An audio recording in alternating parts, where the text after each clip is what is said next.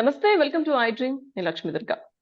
YSRTP అధినేత్రి Sharmila త్వరలో పార్టీని విలీనం చేయబోతున్నారని కాంగ్రెస్‌లో ఏపీ కాంగ్రెస్‌కి సంబంధించి కీలక పగ్గాలు ఆవిడ అందుకునే అవకాశం ఉందంటూ వార్తలొస్తున్న నేపథ్యంలో తరువాత వైసీపీ నుంచి భారీగా వలసలుంటాయంటూ కొంత ఊహాగానాలు వస్తున్న పరిస్థితి. ప్రస్తుత ఇదే అంశాలపై మనతో మాట్లాడడానికి వైఎస్ఆర్‌సీపీ అధికార ప్రతినిధి శివశంకర్ రెడ్డి గారు ఉన్నారు. మాట్లాడదాం. సార్ నమస్తే సార్. నమస్తే అమ్మ. సార్ వైఎస్ఆర్‌సీపీ నుంచి త్వరలో షర్మిల గారు గనక ఒకవేళ ఆహ్, కాంగ్రెస్‌లో ఏపీ కాంగ్రెస్ అంటే కాంగ్రెస్‌లో ఆవిడ పార్టీని విలీనం చేసి ఏపీ కాంగ్రెస్‌కి సంబంధించి కీలక పగ్గాలు ఆవిడ తీసుకుంటే, ముఖ్యమైన నేతలందరూ తిరిగి కాంగ్రెస్‌కి వెళ్ళిపోవడానికి సిద్ధంగా ఉన్నారు. ఆల్రెడీ ఆర్‌కే గారు ప్రకటించారు. షర్మిల గారు ఎటువంటి నిర్ణయం తీసుకుంటే నా ప్రయాణం ఆవిడతోనే అని చెప్పి. ఇలా మరికొందరు నేతలు వెళ్ళిపోతారు అంటూ ప్రచారం జరుగుతుంది సార్. నిజముందా ఇందులో?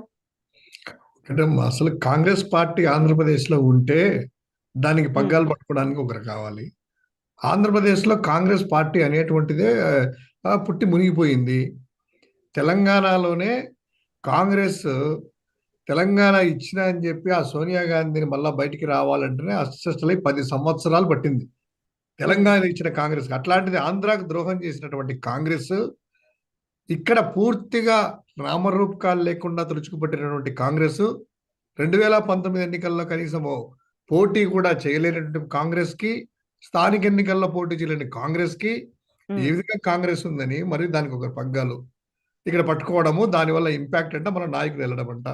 ఇదంతా కూడాను మనం మాట్లాడుకున్నా కూడా టైం వేస్ట్ అండి.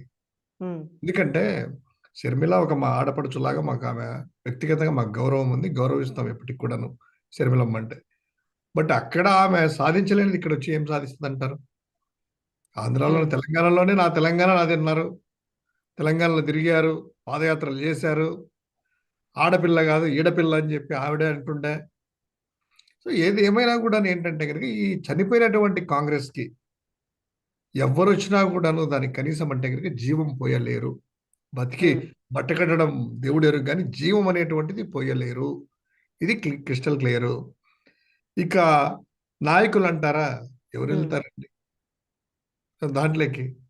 కేఏ పాల్ పార్టీ గాని, ఇంకోటి చాలా ఉన్నాయి అన్ని పార్టీలు కూడా. అలాంటిది ఇదొక పార్టీ, పొలిటికల్ పార్టీ. ఏ రాజకీయం ఎవరైనా కూడాను రాజకీయ పార్టీల్లో చేరినా, రాజకీయ పార్టీల్లో వారు వచ్చినా కూడా పోటీ చేసినా ప్రజాస్వామ్యబద్ధంగా మనం గౌరవించాలి. Let them come. ఓకే.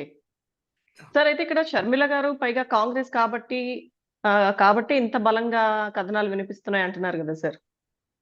ఒకటండి యెల్లో మీడియా అనేటువంటిది ఒక హైప్ చేస్తది. ఏం షర్మిలమ్మ మీద ప్రేమతో ఈ 'ఆంధ్రజ్యోతి', 'ఈనాడు' రాస్తున్నారా? ఎందుకు హ్మ్. రాస్తున్నారు? ఏదో జగన్మోహన్ రెడ్డి గారికి వ్యతిరేకంగా ఏదైనా కూడా చంద్రబాబుకి ఏ విధంగా అనుకూలంగా తీసుకొని మలుచుకోవాలనేటువంటి పరిస్థితులు ఏ పరిస్థితి అయినా కూడాను దానికి వాళ్ళ యొక్క తాపత్రయమే గాని హ్మ్. ఎవరండి అసలు ఇప్పుడే పవన్ కళ్యాణ్ కొంచెం అలా అనమని చెప్పండి. వెనక్కి తిరగమను. పవన్ కళ్యాణ్ నాశనం చేసేస్తారు. సో ఎవరైనా కూడా యెల్లో మీడియా అనేటువంటిది ఏంటంటే ఎటువంటి పరిస్థితుల్లో కూడాను చంద్రబాబు నాయుడిని బలోపేతం చేయాలి. జగన్మోహన్ రెడ్డి గారిని బలహీనం చేయాలి అనేటువంటిది వాళ్ళ యొక్క తాపత్రమే తప్ప, అందులో పావుగా ప్రతి ఒక్కరిని వాడుకోవాలని చూస్తా ఉన్నారు. పవన్ కళ్యాణ్ ఒక పావుగా వాడుకున్నారు. బీజేపీలో ఉన్నటువంటి పురంధరేశ్వరి ఒక పావుగా ఉంటున్నారు. పవన్ కళ్యాణ్ ఒక పావుగా ఉంటున్నారు. కమ్యూనిస్టులు నారాయణ చౌదరి ఒక పావు, రాఘవులు చౌదరి ఒక పావు. ఈ విధంగా ఏంటంటే గనుక ఎక్కడికెళ్ళినా కూడాను తన చుట్టూ తిరగాలనేటువంటిది ఆలోచన ఉంది. సో, ఆ విధంగా షర్మిలమ్మను కూడా ట్రాప్‌లోకి తీసుకొని వాళ్ళు రంగంలోకి దింపాలని చూస్తున్నారు. నష్టపోయేది అల్టిమేట్‌గా ఆవిడే కాబట్టి సిన్సియర్‌గా ఏంటంటే రాకపోతేనే కొంచెం గౌరవం నిలబెట్టుకుంటదేమో మా ఆడపడుచు అనేటువంటిది మాకు ఆశాభావం. సార్ అయితే కాంగ్రెస్‌కి ఆంధ్రప్రదేశ్‌లో అసలు ఉనికే లేదని ఇప్పుడు మీరన్నారు గదా! అంటే వాళ్ళు ఉనికి చాటుకోవడానికి 100 రోజుల యాక్షన్ ప్లాన్ ఒకటి రెడీ చేసుకుంటున్నారట. అలాగే ప్రత్యేక హోదా ముఖ్యంగా ఇప్పుడు ఏపీలో వాళ్ళు వెళ్ళాలి అంటే బరిలో దిగాలి అంటే ముఖ్యంగా ప్రత్యేక హోదా అంశాన్ని ప్రచారాస్త్రంగా వాళ్ళు మలుచుకోబోతున్నారు అన్న ఒక కథనం గూడా వస్తుంది సార్. ఏం చెప్తారు? ప్రత్యేక హోదా అనేటువంటి దాన్ని బొందలో పెట్టింది వాళ్ళండి ఫస్టు. తర్వాత హ్మ్. భారతీయ జనతా పార్టీ. వాళ్ళు రాష్ట్రాన్ని విభజించినప్పుడు రాష్ట్ర విభజనే ఒకటి లేఖ రాసేసి అవి దానికి క్యాబినెట్‌లో పెట్టి పార్లమెంట్‌లో పాస్ చేసేసి క్లియర్‌గా ఇచ్చినప్పుడు ప్రత్యేక హోదా ఎందుకు ఇవ్వకూడదండి? ఒకవేళ వాళ్ళంటారు క్యాబినెట్ నిర్ణయం తీసుకుంది గదా! అనేసి.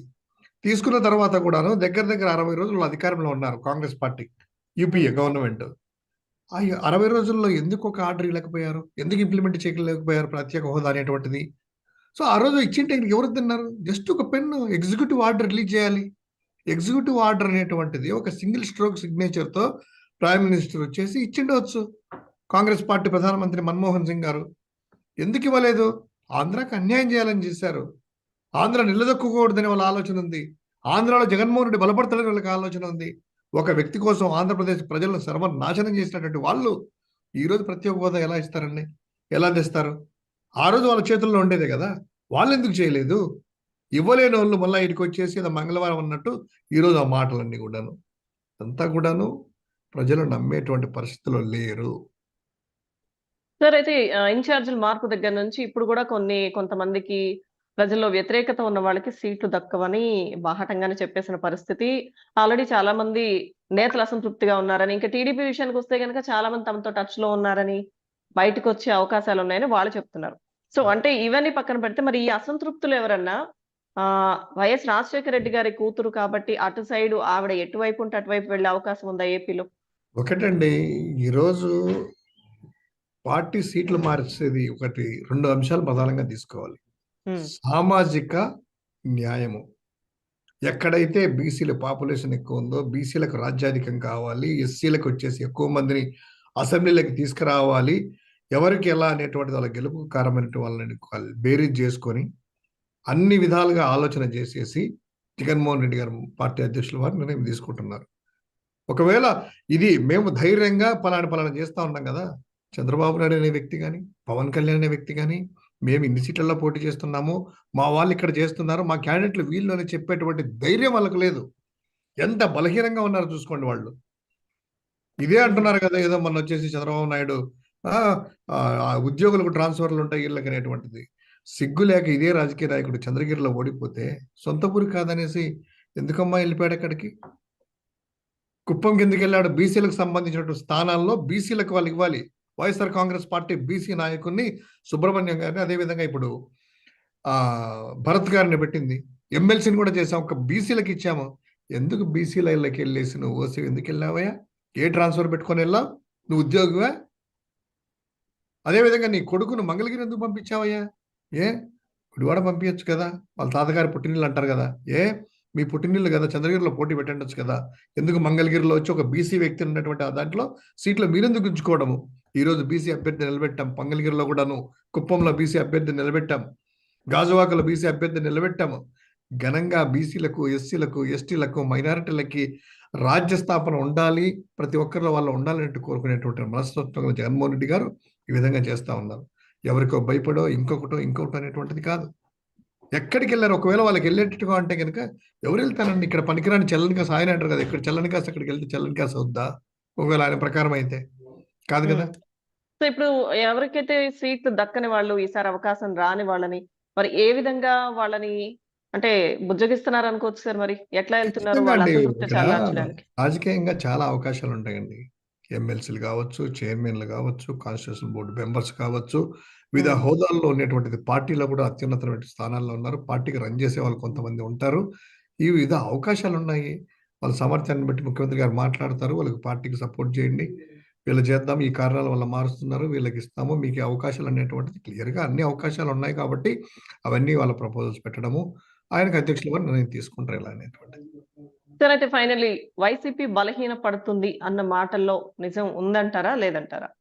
అదే ఎల్లో మీడియా దృష్టిలో ఎల్లో మీడియా హైప్ చేసేసి వాళ్ళ కార్యకర్తలకు బూస్టింగ్ ఇవ్వడానికి ఒక 3,000 మంది పెయిడ్ ఎంప్లాయీస్ తీసుకుని టీ బంకుల్లోకి తీసుకెళ్లేసి, లేకపోతే ఎక్కడికి తీసుకెళ్లేసి పేపర్ల దగ్గర, బస్ స్టాండ్లలో, రైల్వే స్టేషన్లో, బస్సుల్లో, ఆర్టీసీ బస్సుల్లో పంపించేసి జగన్ పని అయిపోయింది, ఏదో చంద్రబాబు వస్తున్నాడు అనేటువంటిది ఒక ఆర్టిఫిషియల్ అనేటువంటిది ఒక న్యూస్ క్రియేట్ చేశారు కదా. ఆ న్యూస్ వినే పరిస్థితిలో జనం లేరు. ఓటేసే ఓటరు జగన్మోహన్ రెడ్డి గారికే ఓటేస్తారు. పార్టీ బలంగా ఉంది కాబట్టి 175 నియోజకవర్గాల్లో 175 నియోజకవర్గాలు గెలుస్తాము అని ఘంటాపథంగా చెప్పబోతున్నాం. Yes right sir, thank you so much sir.